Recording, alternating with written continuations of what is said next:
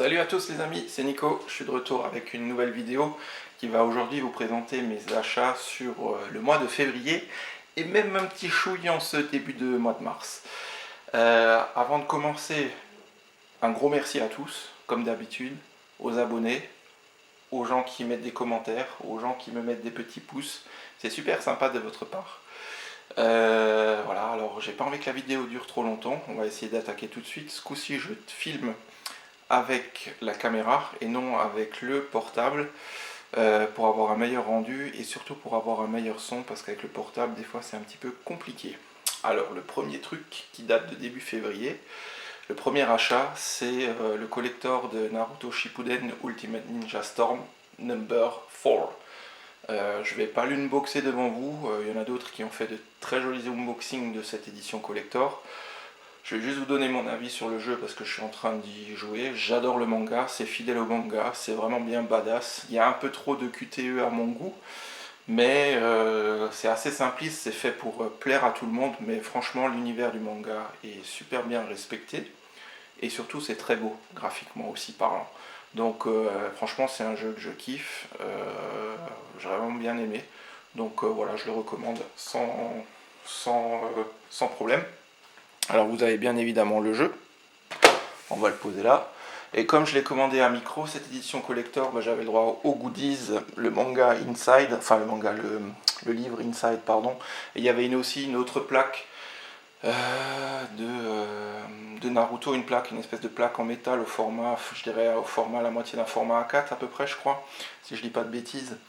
Et donc dans la collector, il était déjà présent cette même plaque en métal, mais pour Sasuke. Et Micromania a filé, si on réservait, la plaque avec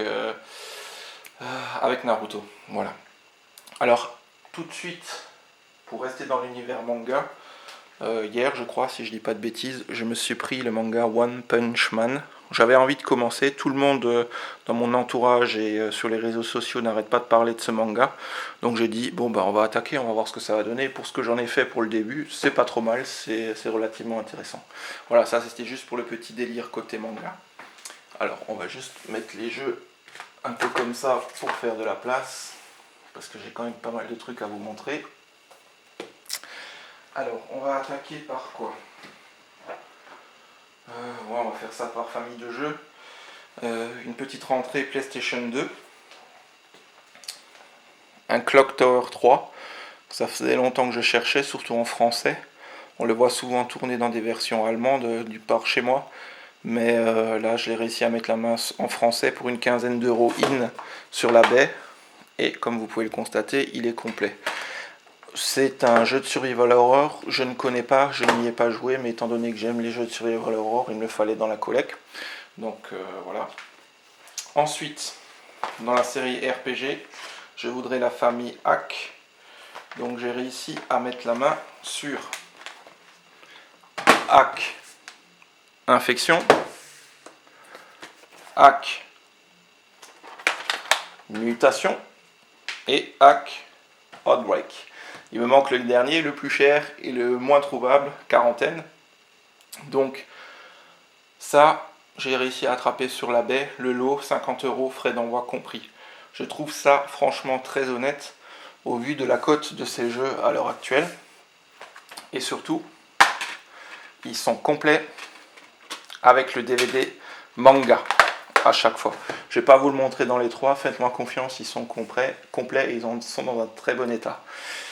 Je cherche maintenant activement le hack quarantaine, mais il part limite au prix des 3 que j'ai acheté là sur eBay. Donc c'est vrai que c'est un peu difficile au niveau du portefeuille de mettre 50 euros dans un jeu PlayStation 2, quoi. Voilà. Ensuite, de la PlayStation 2 aura bifurqué sur la PS3. Un petit Ninja Gaiden Sigma. Alors vous allez me dire, mais Nico, ce jeu il est sorti il y a hyper longtemps. Effectivement, il est sorti aux premières heures de la PS3. Je l'avais à l'époque. Malheureusement, à l'époque, je bossais pas encore. Donc quand je voulais racheter des nouveaux jeux, il fallait que je revende mes anciens. Donc celui-là, je l'avais liquidé. Et quand je l'ai vu pour 8 euros à Micromania, je l'ai pris. Voilà. Très bon jeu au passage, que j'avais fini sur Xbox à l'époque aussi. Alors, ensuite, on va continuer avec des rentrées rétro. On va aller chez Sega. J'ai retrouvé un petit Rocket Knight Adventure sur Mega Drive. Complet, bien évidemment, et dans un très bon état général, comme vous pouvez le constater. Je l'ai eu pour 35 € in sur eBay. C'est à peu près les tarifs, c'est à peu près la cote. C'est un très bon jeu. Si vous avez une Mega Drive, franchement, je le recommande celui-ci. Alors personnellement, je ne l'avais pas joué à l'époque. Je l'ai rentré un peu dans la rétron et de ce que j'en ai joué, j'ai vraiment bien apprécié. Mais ne l'ayant pas encore terminé, je me garderai de tout commentaire. Mais bon, il est assez connu. Donc je pense que la majorité d'entre vous connaissent ce jeu-là et il n'y a pas besoin de plus de commentaires là-dessus pour celui-ci. Ensuite, je vous dis tout de suite, en fin de vidéo, on va avoir de grosses trouvailles sur Zelda. C'est les 30 ans de la série, donc je me suis un peu lâché. Voilà, je vous tease un peu pour la fin de la vidéo. Je sais, je suis chiant, mais bon, hein. Vous avez qu'à attendre jusqu'à la fin. Alors, on va continuer par quoi? On va faire un petit truc sur PC, pour pas changer. J'aime bien aussi acheter de temps en temps des jeux sur PC. Sachant qu'en plus, manque de bol, j'ai dû changer beaucoup de choses, enfin des grosses pièces dans mon PC il n'y a pas longtemps. Malheureusement, il a rendu la carte graphique, elle tirait la gueule et mon alimentation, elle a rendu l'âme. Donc j'ai acheté une nouvelle carte graphique, une GTX 950 si je dis pas de bêtises, et puis une alim capable de faire tourner tout ça. Donc je me suis dit, allez, on va se faire un petit plaisir, on va prendre le Far Cry Primal sur PC dans son édition collector que j'ai réussi à avoir au Leclerc pour 59 € si je dis pas de bêtises. Le jeu, j'en ai fait que le prologue pour l'instant. J'adore l'univers préhistorique. Christophe Serra, je crois qu'il a fait un unboxing de ce collector-là. Moi, je vais pas vous le déballer là devant. Il y en a d'autres qui font des très bonnes vidéos. Et au cas où, allez voir la vidéo de notre ami Chris. Très bon jeu. J'ai juste fait le prologue pour l'instant. Graphiquement, une vraie tuerie. Il n'y a pas à chier. Après, si vous avez aimé les Far Cry, vous aimerez ceux-là. Hein. Vous aimerez celui-là. Voilà, que vous dire. C'est Ubisoft qui nous resserre chaque fois les mêmes sauces. On a eu le cas avec Assassin's Creed, on l'a maintenant avec les Far Cry. Par contre, il y a quand même une pointe d'originalité, il faut leur laisser dans l'univers préhistorique. C'est relativement sympa. Voilà. Ensuite, on va aller un peu du côté des portables. Pour une dizaine d'euros in sur eBay, je me suis trouvé un Final Fantasy Echoes of Time. Donc, alors attendez voir avant de dire. Oui, c'est de la série des Crystal Chronicles, celui-là qui était sorti à l'époque sur GameCube. Donc voilà, ne connaissant pas le jeu, je me garderai tout commentaire, mais on essaye au fur et à mesure d'étoffer sa collection Final Fantasy. Ensuite, vous l'avez vu il n'y a pas longtemps, sur 3DS, j'ai rentré l'édition collector de Bravely Second. Il est encore sous blister, j'ai pas eu le temps d'y jouer, je vous avouerai honnêtement depuis que j'ai fait ma vidéo unboxing. Si jamais ça vous intéresse, c'est ma dernière vidéo, n'hésitez pas à aller voir. Donc voilà, Bravely Second sur 3DS. Ensuite, j'avais rentré le premier il n'y a pas longtemps, le Project X Zone 2, qui est traduit en français. Crossover des univers Sega, Namco et Capcom. Ça se passe de tout commentaire, c'est relativement pas mal pour un tactical RPG. Donc une pièce à avoir dans sa collecte. Au même titre que celui-ci, The Legend of Legacy. Celui-là, j'ai commencé à y jouer. C'est à l'ancienne, hein, du RPG à l'ancienne comme on les aime, fait par Atlus. Donc voilà, c'est un jeu qui est pas déjà à sa sortie, il n'était pas évident à trouver. Content d'avoir mis la main dessus. Ça, c'est des jeux neufs, hein. J'ai payé ça, vous allez sur internet, vous voyez les tarifs. Ensuite, on va passer du côté de chez Nintendo à nouveau, sur les consoles portables. J'ai mis la main sur un Fire Emblem The Sacred Stone. Très très très très bon jeu. Je suis en train de le faire. Il est vraiment excellent de chez excellent. Il y en a un deuxième qui est sorti aussi pour vous parler un peu de la série sur GBA. La qualité graphique est juste hallucinante. Ça fait vraiment plaisir d'avoir un jeu comme ça sur portable. Bon, l'univers il est un peu long au début, je vous ai dit honnêtement, il faut vous y mettre, hein. Déjà rien que le prologue, c'est énormément de texte, etc. Il faut être vachement patient quand on se lance dans un jeu comme ça. Il est complet, je l'ai tout de suite protégé. Je l'ai trouvé à mon magasin préféré de jeux vidéo, là où je vis. Je l'ai eu pour 45 €. Un peu moins cher que la cote actuelle. Voilà. Pour jouer à ce Fire Emblem, je me suis fait un petit plaisir, toujours dans ce fameux magasin de jeux vidéo. J'ai réussi à mettre la main sur quelque chose que je cherchais depuis longtemps. Les amis, une Game Boy Micro. Voilà. Mine de rien, cette console elle est sortie en fin de vie de la GBA. Elle est très kitsch, elle n'est pas facile à jouer au niveau de la prise en main. Mais elle a son charme, elle a son petit look qui me plaît beaucoup. Elle est complète en boîte, c'est de l'occasion, mais c'est de l'occasion propre. Je crois que j'en ai eu pour 59 €. D'ailleurs, je vais tout de suite vous montrer la bête. Elle est là. Comme vous pouvez le constater, elle est propre. Dedans, il y a le Fire Emblem. Et je tiens à préciser une chose, si vous avez la possibilité de mettre la main sur cette console, elle a un écran de fou.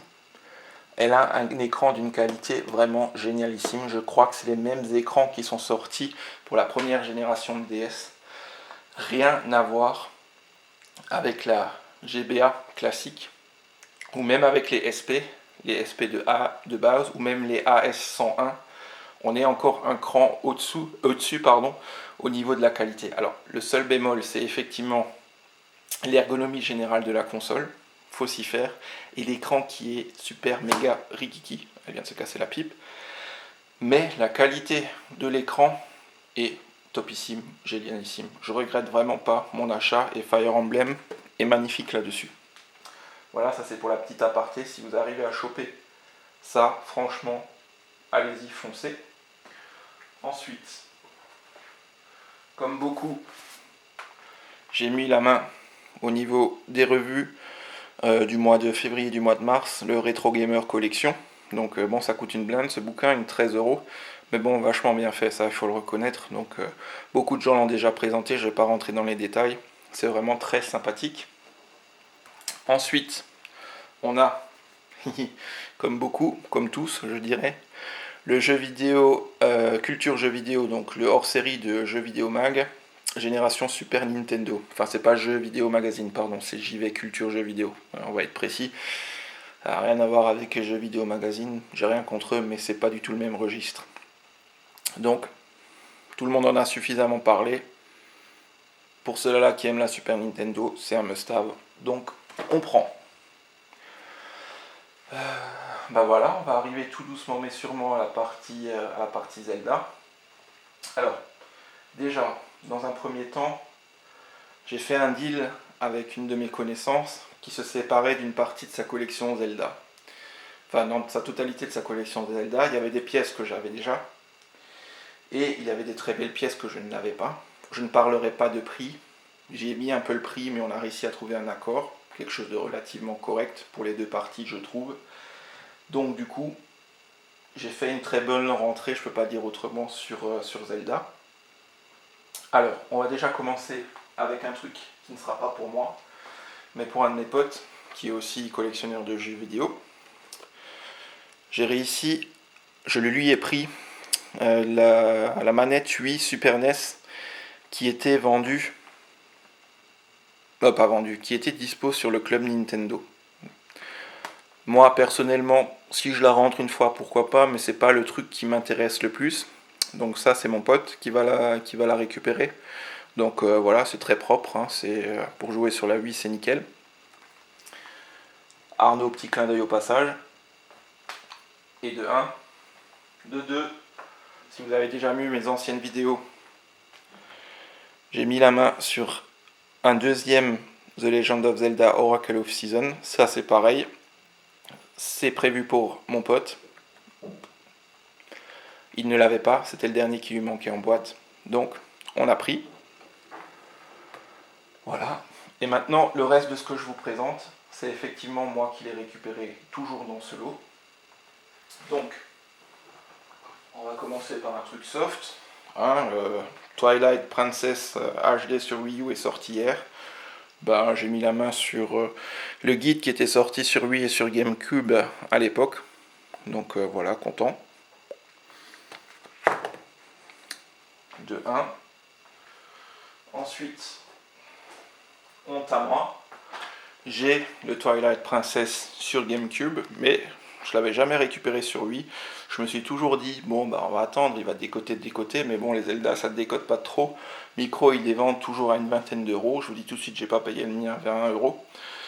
Mais j'ai mis la main, il était temps, sur le Legend of Zelda Twilight Princess sur la Wii. Voilà. Ensuite, là, ça devient sérieux. C'est pas en boîte, c'est en loose, mais c'est un titre qui est juste énorme. Pour moi, c'est un des meilleurs jeux vidéo auxquels j'ai jamais joué. Je l'ai fini sur Game Boy. Je l'ai pas fini, je l'ai retourné plein de fois sur ma Game Boy à l'époque. C'est Link's Awakening, qui est juste énorme pour moi. Pour moi, avec Ocarina of Time, c'est les deux meilleurs Zelda. Je l'avais pas pris à l'époque, la version DX, donc pour Game Boy Color. Là, je suis super content. En plus, il y a un donjon additionnel, un vrai donjon additionnel. Vous allez voir pourquoi je dis ça. Vraiment super content d'avoir mis la main dessus. Il est en loose, mais bon, il a le mérite d'exister, d'être là. Ça complète la collection Zelda. Enfin, une dernière pièce que je recherchais depuis longtemps, sur GameCube. Et ça complète ma collection Zelda sur GameCube. The Legend of Zelda Four Sword Adventure. Et dans un état proche du neuf. C'est comme si je venais de le déblister juste à l'instant. Je suis super méga content de l'avoir récupéré. À l'époque, c'était vraiment pas un jeu qui m'attirait du tout. Quand je vois la cote que prend ce truc, je me dis, je suis bien con de l'avoir pas acheté à l'époque. Mais, cerise sur le gâteau, j'ai mis la main sur le jeu, mais aussi forcément sur l'édition cartonnée avec le câble Game Boy Advance fourni avec, et dans un état, comme vous pouvez le constater, neuf également, complet avec son câble. Mais c'est surtout le petit bout de carton qui fait tout son charme, n'est-ce pas, comme dirait l'autre. Alors on va essayer de le remettre correctement. J'ai pas envie de l'abîmer. Là, je suis vraiment content parce que c'est une pièce maîtresse dans ma collection Zelda. Déjà tombé sur le Four Sword, mais en plus dans sa version cartonnée avec le câble. Franchement, ça le fait. Vous me direz ce que vous en pensez dans les commentaires. Voilà. Ensuite, toujours pour rester dans l'univers Zelda, j'ai fait la promo de jeux vidéo, culture jeux vidéo, JV culture jeux vidéo. Ils ont fait un super magazine pour le mois, c'était le mois de février. D'ailleurs, ça me fait penser qu'il faudra chercher celui-là du mois de mars. Sur les 30 ans de Zelda. Donc voilà. Comme beaucoup, je l'ai aussi pris. Et enfin, on va parler du jeu qui est sorti hier. Le petit Twilight Princess Wii U en édition HD. Les petits amiibo de notre ami Link en loup. Avec le personnage, je sais plus comment elle s'appelle, mes excuses. Les petits amiibo. Et forcément,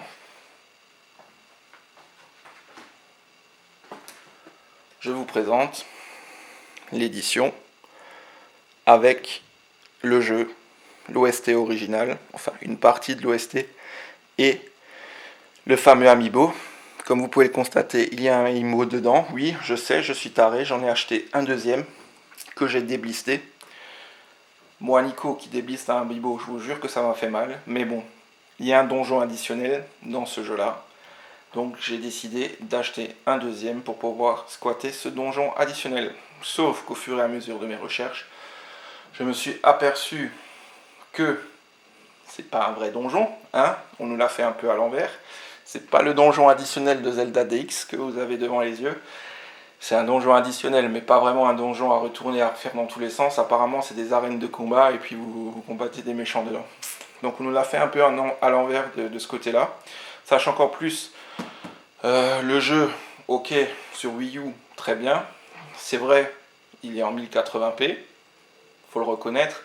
Mais il n'y a pas le même travail qui a été fait sur Wind Walker. Alors certains vont me dire le cel shading, c'est plus facile à retranscrire dans une... comment dire, à augmenter la qualité graphique. Mais bon, quand même, ils auraient pu un peu plus bosser sur ça, honnêtement. Mais bon, on va pas se plaindre. En attendant le vrai Zelda sur Wii U ou sur NX, c'est un très bon jeu quand même. Voilà.